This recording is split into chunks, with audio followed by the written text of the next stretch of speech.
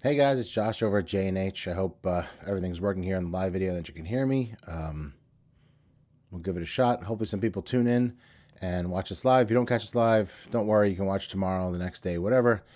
I figured I'll talk to you guys for about a half an hour. We'll answer some questions if there are any.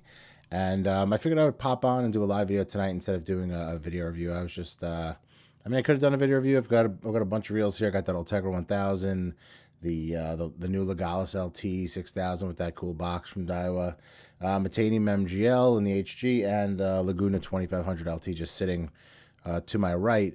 But I figured instead I would just talk directly to you about some stuff, let you know what's going on. Let's start with some dark matter stuff. We have really expanded the dark matter lineup, and we've gotten a bunch of really cool products in, and you might have seen them on Instagram or Facebook, but I figured I would talk with you a little bit about them. First one, and the biggest one, at least for us, is that John Skinner dark matter jig and bounce rod, which is a rod specifically designed for John Skinner, the way he fishes, the way he fluke fishes. And we've been going back and forth, and it's taken over a year to make this rod, and the results have turned out really, really nice. It's this beautiful blue color. It's perfect for what John does. Put your quantum accuracy on there, and you're good to go. And we've added a couple of features. I'm actually going to show it to you right now if I can. So here we go. Let's see if I can show this to you. If you could see my screen. Here is the rod itself. Start with the blank. That beautiful blue, acid wrap guides, Fuji reel seat. We didn't skimp on any of the components. We wanted to go with high-end stuff. It actually says dark matter on this ring, and then there's another ring on the rod where it actually says Skinner, which is actually pretty cool. So if you're a Skinner fan, you'll dig that. Again, Fuji Alkanite K guys. We didn't skimp on guys. We wanted something really nice. And then you could see the butt right here, the nice long butt. So you could tuck it under your arm. One of the other things we did is in the rear grip section where there's EVA is we gave more material there because talking with John, that leans on his forearm, and you're bouncing all day long. This hopefully will give guys a little bit more comfort while they're fishing without increasing the weight. So the rod is still super lightweight, 8.5 ounces, and it's really nice. One of the cool things is here you can see if you look right above the reel seat, you'll see where it says Skinner. There's that ring there. One of the things we did was with this reel seat is we wanted something that locked down. So you'll notice that at the top of the reel seat, there's no gap. There's no gap between that and the foregrip. So that whole foregrip, which is about 4 inches long, will screw down onto your reel and become really tight, and then there'll be no gap there. So you just get more comfortable. It'll feel better with that bait casting reel, or if you want to use something like an Avid SXJ or something like that, a small, compact, conventional reel. I'm sure guys are going to use like Max L hybrids. So yeah, so that's just something different that we did. Thought that was pretty cool, and we're trying to come out with better stuff. We came out with a Tuna popping rod, which turned out really nice as well. It's gray. It's beautiful. It's great for throwing anything from up to like, let's say 6 ounces. We actually did some casting.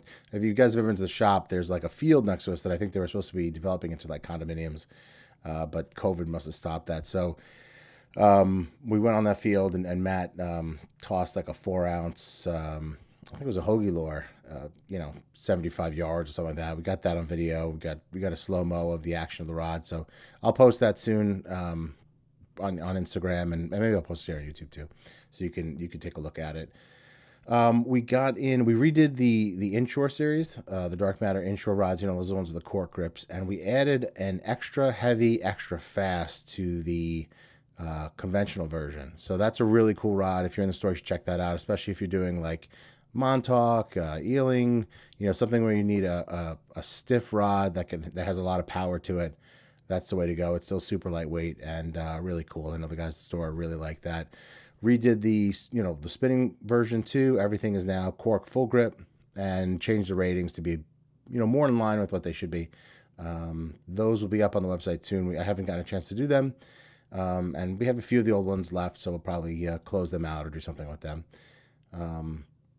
More lures coming from dark matter. That's soon. I just got word from the factory that the conventional version of the OB, so the dark matter OB surf casting rod, that 10-foot Japanese style surf rod, but in conventional. So you're going to use like a Tranx 200 or something like that. This is a rod that doesn't really exist. Like, there's nothing else like this on the market, especially in America. There might be in Japan, there might be in other parts of the world, but this style of rod where you have a basically a bait casting surf rod for anything from, you know, 1/2 ounce to 2 ounce, somewhere in that range, doesn't really exist. So it's not only cool for like open beach fishing, back bay style fishing, that kind of stuff, but for you freshwater guys, you know, it's a 10-foot rod, but you bring this on a bass boat, there should be no problem because there's no obstructions for you to cast with it. You're going to get more distance, get that lure in the strike zone longer, and it's really sort of a cool addition to, you know, the rest of the arsenal that you're going to bring. And depending on where you're fishing and how close you're getting to the banks and your spots, it's just something to look for, something cool. So we're getting a limited number of those. I think that'll be here in a couple of weeks. So we'll post that on Instagram once that comes in. I'm going to try to keep that around the same price range as the spinning version of the OB. We got in a Mojo rod. So if you troll Mojos, we got in a dark matter Mojo trolling rod. It's sort of similar to our HK, the Hunter Killer, but a more moderate blank. So it's perfect for trolling Mojos. It's an awesome rod, $200. It looks good. It's got that striper sticker on there. Just a really pretty rod. Again, we use all high-end components and stuff like that. So that's something you can go on jnh.com and take a look at. Just type in dark matter Mojo trolling rod. Speaking of the HK series, we added we had the 7-foot extra heavy for the big tuna, but some guys really want 6.6, you know, that extra 6 inches. They want the shorter rod. It's in stock. So we brought that in. That should be up on jnh.com. You can check that out. That's going to be super popular for all the guys with, Talica 25s and HXW Raptors and that kind of stuff who are chunking for tuna, jigging, doing big jigging, stuff like that. So that's a pretty cool rod. A lot more to come. We're trying to do as much stuff as we possibly can without doing the same old. We do have a series coming out later in the year. I hope midsummer. You know, unfortunately, there's still all these delays with shipping and deliveries because of the pandemic. Just everything is slowed down. We saw it with the. I watched or listened to the earnings call last night for Tesla, and they're talking about chip shortages. You know, superconductor chips, or what do they call them? The chips that go in cars and stuff like that. Semiconductor chips. I'm sorry, semiconductor chips. I'm a little tired right now. And it's like Musk was saying, like, listen, if you have one thing missing from your supply chain, it slows everything else down. And if that's going to happen to a big company like Tesla and to all these other, Apple and stuff like that, it's certainly going to happen in J&H when we're doing our own products, as well as the other manufacturers that we work with. It's just inevitable. There's just too much chaos in the world right now for everything to run smoothly. The post office is messed up. It's just a combination of a million different things. So we're trying to work through that as best we can. And, we're doing well, but we can always do better. And certain things are just out of our hands. So that's it on that. We got in a huge shipment of Phoenix rods today. If you're a fan of Phoenix, we got in just an insane amount of rods. We ordered like they weren't going to have any, and they had a bunch. So we just got loaded up. I don't know if you saw our story on Instagram, but we've got a ton of rods from Phoenix, and we also got in a ton of Travala PX rods. So the PX replaced the old Travala S, right? They're like green matrix looking rod. So we got a ton of those in spinning and casting. So if you want one of those, go to jnh.com. That's a perfect inshore rod. Really cool series. Now they're in 6.3 and 7-foot. So if you're looking for that, that 7-foot rod, that's available. So that's a pretty cool addition. What else is going on? We're just busy trying to fulfill orders and help people and get the best stuff. There's some new stuff coming from Japan. I'll talk about that when it comes in. Freshwater baits, that kind of stuff. What else? It's just trying to get product and outfitting guys. A lot of people are liking all of the offshore stuff that we're doing. Getting in a ton of stuff from Chatter Lures for all you inshore tuna guys who want to do side trackers and all that kind of cool stuff. So I guess I'll see if there's any questions. I'll answer a few questions. Let's see. Some people saying hi. What's a good rod for a VSX 100 and a good rod for fishing from the pier? Um, any of the 7-foot surf rods are really good. St. Croix Mojo is really nice. St. Croix Avid I like a lot. You can go with an inshore rod if you really want to. It really depends on how much you're throwing. Let's see the new Legalis 2500. I don't have the Legalis 2500. I have the 6000. Let's see if I can reach it here. I don't even know how it's going to show up with this green screen. Oh, not bad. Can you guys see that? If I take it out, I don't know if it's going to. I don't know if it's going to show up just because the blue and the green screen. Let's see what happens here. If you thought this was my house, it's not. It's just it's a green screen. Can we see this with? Looks like it's not disappearing. All right, we'll give it a shot. We'll show you the Legalis. Just screwing on the handle here. There you go, Legalis 6000. I don't think it's handling motion too well, meaning the green screen, not the reel. Let's see if you can see that. Yeah, it's not focusing too well. There we go. It's not bad. What I like about this the most is that this is a $90 spinning reel. That's a 6000 size. That's rare for Daiwa. There's not another series that like that until you get to the ballistic, which is a $250 reel, somewhere right around there. So that's really cool. A lot of their reels stop at 4,000. I just think over in Japan, the fishery is so tiny that they don't make those bigger reels because they don't make them for Japan. But we need them and they're important. And again, if you want to spend around $100 and you're a fan of Japanese reels, maybe you don't want a Penn reel, I mean, there's tons of Penns you can get in a 6000 size, but maybe you want the feeling of a Shimano or a Daiwa, right? Shimano doesn't really do much either. What's the Socorro? Is that $100? I forget off the top of my head. I don't do a lot with it. So yeah, so that's a cool reel. That's something to look at if you want to spend around $90. I would check that out. Let's see. When's the VR50 and dark matter travel combo comes back? That's not going to be for a while. I'm talking real while. That's like a special sale we do on very special occasions. We don't even have any VR50s right now. Let's see. Are you going to post a review video on the new Legalis? I will the next couple of days. Some people saying hi. How about lure rated 1/4 to 2.5 ounces, 10.5 foot rod?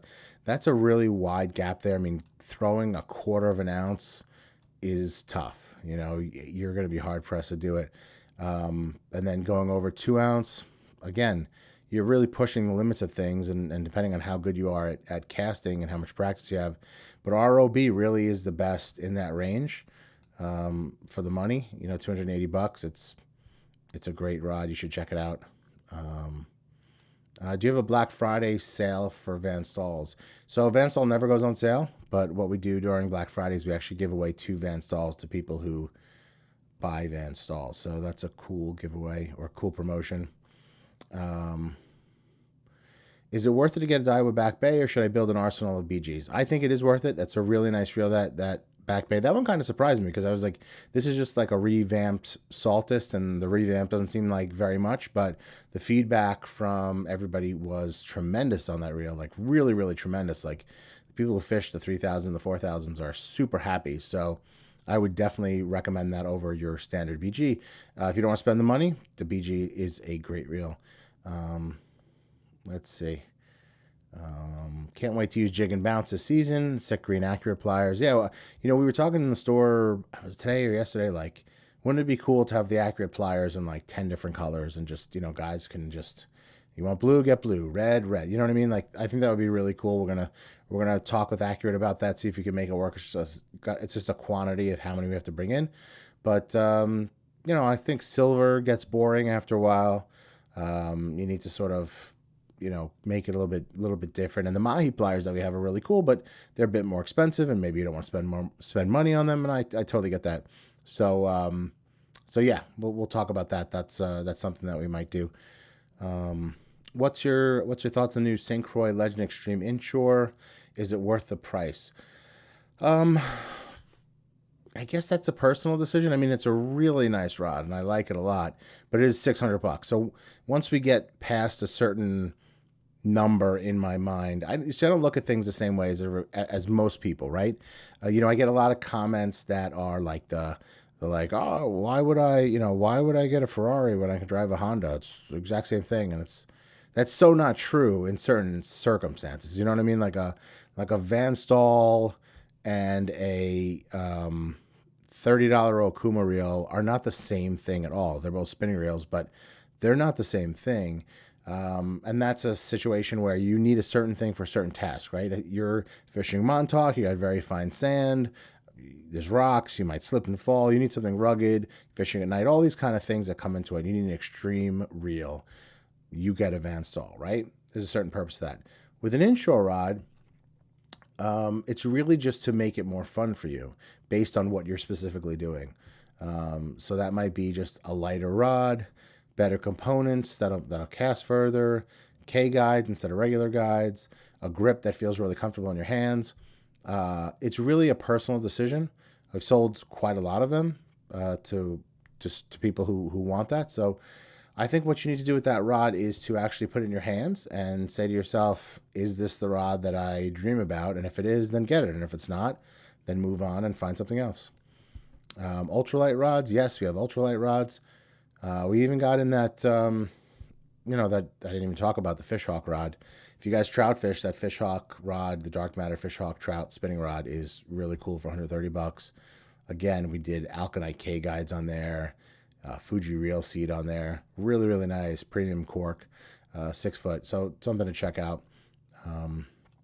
Let's see. Let me just take a drink. Sorry.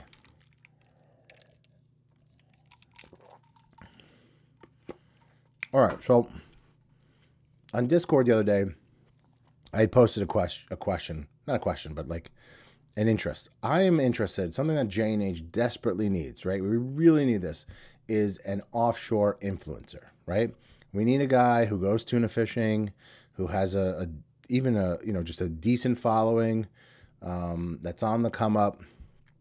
We definitely need that. So Chris over here wrote this. Josh, for your question about the tuna influencer in the Discord, I answered it there too. Reaper Fishing New Jersey, I believe, is a channel name, and he goes yellowfin fishing off of New Jersey and makes some good videos. I need an angler. I don't need a charter boat captain. Two totally different things. Now, I feel like I looked at this guy, but I'm not 100% sure, so I'm not going to say anything about him specifically.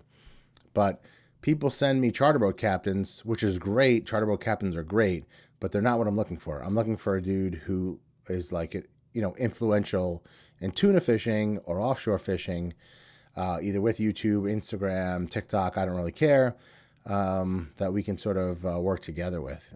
So if you guys have any suggestions, let me know. I'll certainly look into this guy, Reaper Fishing New Jersey. If you guys want to look into him. Again, I don't know who he is, but that's definitely something we're looking for. Hi, Josh. Is the 2021 Xsense 4000 available? Not yet. We haven't gotten any in. I think it's up on the site for pre-order. We've just been waiting for them. Again, Shimano delays have been consistent throughout the year. It is what it is. They're doing their best. They're getting out as much product as they can. They actually have a fair amount of product, but they have to manually separate it based on all the accounts, right? They're not going like in the order in which you place your order. They're saying like, okay, J&H gets 2 and this tackle shop gets 1 and blah, blah, blah, blah. And they're doing it like that. And that's just a slow process. And I understand it. I'm not complaining. It is what it is. It just makes things harder from a data standpoint. I will note that on the website that I use to order a lot of my Shimano stuff, they have been giving like general dates, right? Not specifics. It'll say like end of June, beginning of July, right? That kind of stuff. So it's not saying it's coming June 1st or whatever, but it's better than nothing. So we can sort of advise based on that. But again, if people cancel and we're up there, because we have tons of stuff on order, it might come sooner. This is just one of those years where you just got to be patient. Either you got to be patient or you got to be a hunter and just say, hey, I need this. I'm going to go find it. Or, hey, I can wait. I'll wait for J&H to get it and we'll do it up. We know that they have a ton of it on order, which we do. for most things. Do you think the Penn Spin Fisher 9500 will work for tuna and tarpon on a live bait rod? And what size tuna do you think the rod is? The rod is rated 20 to 60. I'm not a big fan of those bigger spin fishers. They've never been like the go-to for that type of fishing for my customers. I mean, is it a bad choice? No. I mean, we've just in general sold a lot more Saragosas in the bigger sizes in that price range. I guess the spin fisher is a little bit less, but even like the BGMQ might be a better option. Really with that stuff, you got to go by line capacity, and then if you're popping or jigging, gear ratio, right? So those are the two most important factors. And also physical weight. I always look at physical weight. So I would go by that to make the decision on what you need. But in terms of size fish you can catch with a 9500 spinning reel, you can catch a 100-pound tuna. Shouldn't be a problem. Maybe even a little bigger. Again, but that's consistently. That's not like once. Once you can catch anything, right? Do you have any 1000 size spinning reels in stock right now? I don't think so. Do we know what Gulp is made of? Are they ocean friendly? I don't know what Gulp is made of, but yes, it is biodegradable.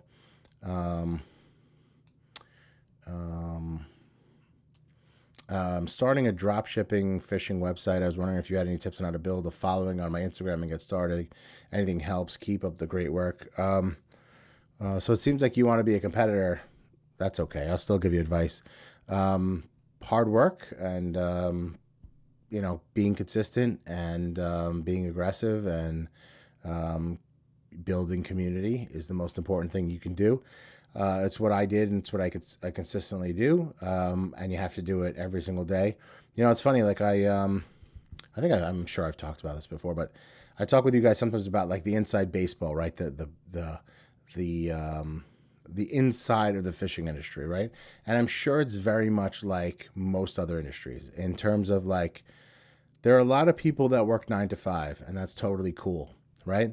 But if you want to get ahead and if you want to be a leader, you can't work 9 to 5. You've got to work 9 to 5 and then work again from 5 until whenever, right? And it's not a specific amount of time. It's that when you're not at your day job, you are using some sort of brain energy to, like figure things out in terms of what is everybody else doing? Not even necessarily my competition, but like what are other industries doing? What's cool? What's trending? What's happening? What's working in other places? And then how can I apply that to what I do? And I think a lot of people don't do that. And in fishing, it's very much of people work 9 to 5, and then from 5 to 9, they're dreaming about fishing, which is fine if you just want to be a worker bee. But if you are looking to achieve something greater in terms of, hey, I want my own business, I want my own drop shipping business in fishing, you can't be like that. You've got to be constantly looking and working and reaching out to people and DMing people and trying to build a following by asking questions and doing anything you can to get attention. For me, if you look at my if you watch my TikTok videos, right, and you start at the very, the oldest one, the very beginning, and you sort of just work your way through and you look at the numbers, you can sort of like see what I'm doing in terms of I'm trying to figure out TikTok in a way, right? I'm trying to figure out what works for my audience based on what I'm doing. So I'm not going to do dances, and I'm not going to do pranks and all this kind of stuff that I know works on TikTok. With cat videos, obviously, you have cat videos or dog videos, you're going to do great, right? But that's not my business. I'm not in the cat and dog business. I'm in the fishing business. So I've got to do something fishing related. So if you watch those videos and then progressive and you see which ones did well by numbers versus the ones that really didn't, and there's a lot of failures in there, because again, look, I'm a 45-year-old guy on TikTok. Like that's just not, it's not my core demo. I'm probably talking to kids who are like 12 to 16. I mean, it's obviously growing. TikTok is a huge platform. It's the biggest platform now in terms of just sheer numbers of downloads and that kind of stuff. But yeah, I would start by looking at that and sort of seeing me figure it out, and then watching other people that you that you like and seeing how they figured it out. You know, in the past, I've watched a lot of Gary Vee stuff. He's always been very interesting. And then I've tried to find influencers or people that are interesting in areas that I'm interested in, like, you know, cryptocurrency and Tesla and that kind of stuff. So that's where I'd start. Let's see here. Little Jack lures, I like them a lot. Let's see here.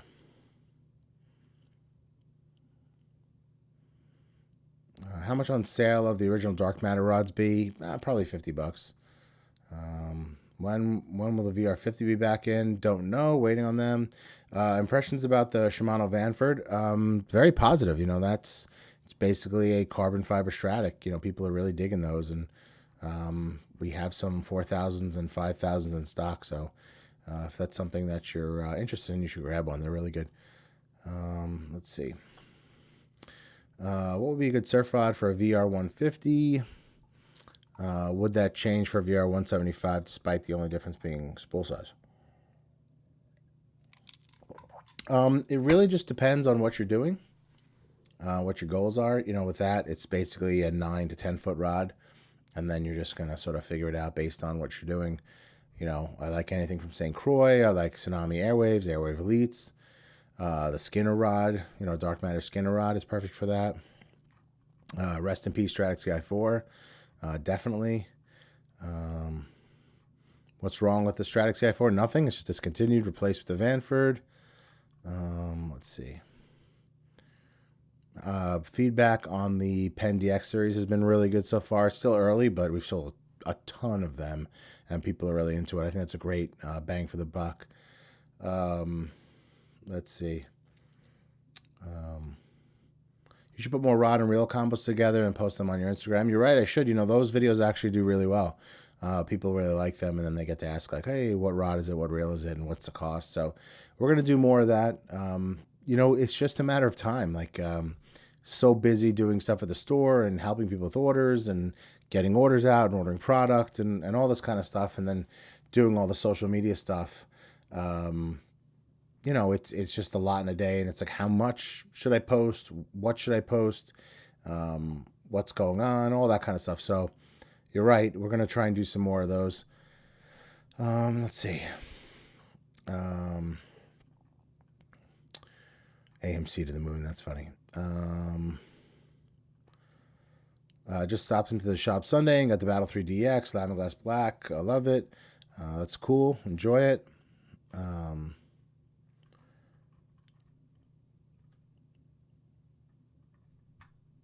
Let's see. What's the take on the new Legalis? I talked about that already. Any thoughts on the America Gulp pattern? No, Gulp is Gulp. I don't think it matters. I think when Skinner did that video, was it 2 years ago or 3 years ago with the salmon red Gulp, and just watching those you know, fluke be very aggressive. It's you know, I don't know how much the color matters. You know, they'll eat anything. They're predatory. So just go with that, and you'll be good to go. Anyway, guys, I'm getting a little worn down. It's about 11 here on the East Coast, so I'm going to tap out. Thank you all for tuning in. If you need anything, hit me up at the comment below. You can DM me on Instagram or send me an email, josh@jnh.com. I'll be in the store all day tomorrow. If you need to reach me, you can call me there too. And we'll do this again soon. I hope you enjoyed it. And again, any questions, just hit me up in the comments. Later.